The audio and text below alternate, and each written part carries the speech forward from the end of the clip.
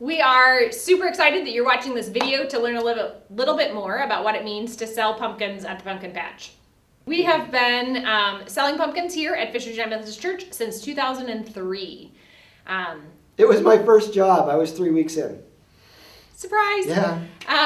But pumpkins are one of our biggest fundraisers, and it is a phenomenal way for us to just kind of reach out to our community through this fundraiser, just to meet people, to have people have a positive experience here with our church. And so it all starts with how we greet people when they come to the patch. Church should be the friendliest place on earth. I'm just going to say that right now. So think, if you're coming to the pumpkin patch and you know nothing about Jesus, let's treat people like Jesus is saying hi to them. Just an easy way to do it. Be very friendly. How are you doing? Maybe even say your name.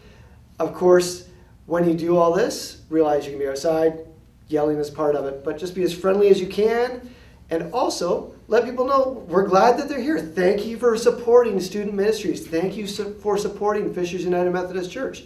Thank you for being here today. Everyone likes to be thanked. That's a wonderful thing that you can do right off the bat to let people know, hey, we're glad you're here. We also want people to know why we do the patch.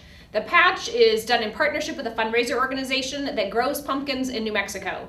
Pumpkin Patch USA partners with a Native American reservation and with migrant workers, houses them, feeds them. They grow pumpkins in New Mexico and send them to over 1,000 not-for-profits across the country. We're one of those recipients, and we are so grateful for what they do. It's a no-risk fundraiser for us. The pumpkins actually belong to the patch, and so we are selling them on their behalf, and then we keep a percentage of what we sell, and it goes back. And so telling people a little bit of the history about why we do it, telling people these pumpkins help send students on mission trips, help students do student ministry events and activities throughout the year. This also helps soften the blow for the price of the pumpkins. Like, I try to explain it like it's Boy Scout popcorn. That isn't $12 popcorn. It's $12 because it's a fundraiser, and people understand that. Well, same with these pumpkins. This isn't like going to Kroger. They can if they want. Kroger's down the road, but we're doing it as a fundraiser. And same way when people ask for a deal, we can say, I'm sorry. These aren't our pumpkins. We are selling them at the price we were instructed to sell them at, and we are doing it on behalf of this other company. So it makes things much easier, one, for us to explain all that because it helps get rid of all the haggling and negotiation. But when people understand why it's an $8 pumpkin, usually they're a lot more willing to, oh, that's great, and maybe even give a tip or a share or pay without arguing because they understand it's a fundraiser. That's what it's for. We have lots of repeat customers, people who have been shopping with us for years and years because they know why we do it and they want to continue to support student ministries. You might get somebody who doesn't want to pay $8 for a pumpkin. And you know what? We appreciate you stopping, think of us, another time. I've said, pumpkins at Kroger don't send students on mission trips, but you need to do what's right for your family. And so just, again, thank them for coming, continue to be gracious. Everybody's got to make their own decisions about how they spend their money. Speaking of money, this year at the patch, we would really prefer for people to use debit and credit cards. We use Square. It's an iPad. You don't even have to touch their card. They can slide it into the Square reader, and it'll be done. That's a lot of places right now, I feel like. I bought lunch today, and they said, it needed to be credit or debit. If McDonald's can do it, so can we.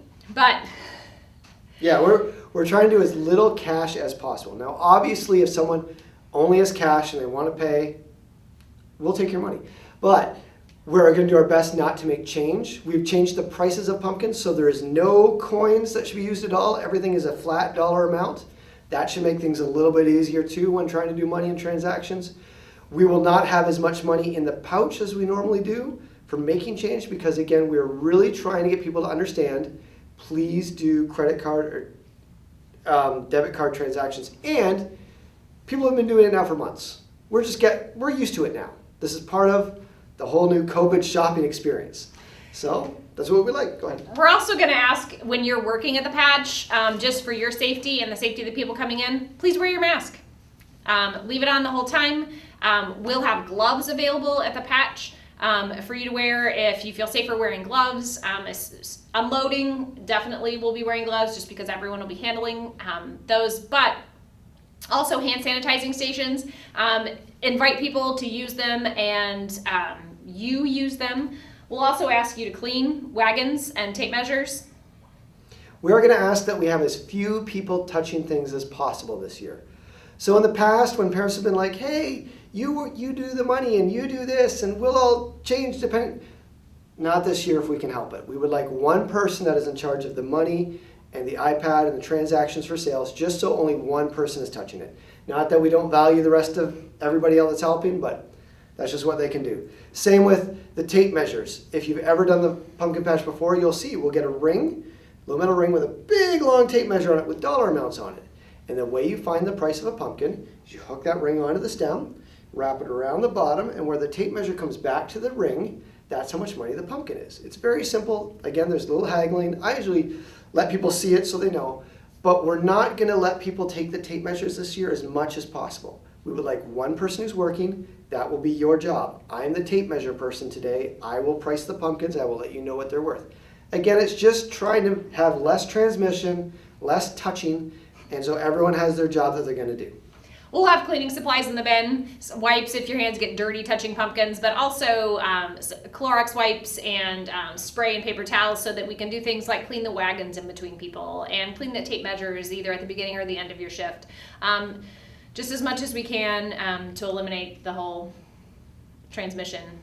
The beauty of the pumpkin patch is this. It is outside. outside, see? And so lots of air moving, lots of dirt. It's just the way it is. So it is a nice place to be in the midst of everything that's going on. It's out open, but we want to be over and above cautious. We just want to make sure that we are doing the best that we can with what we've been given.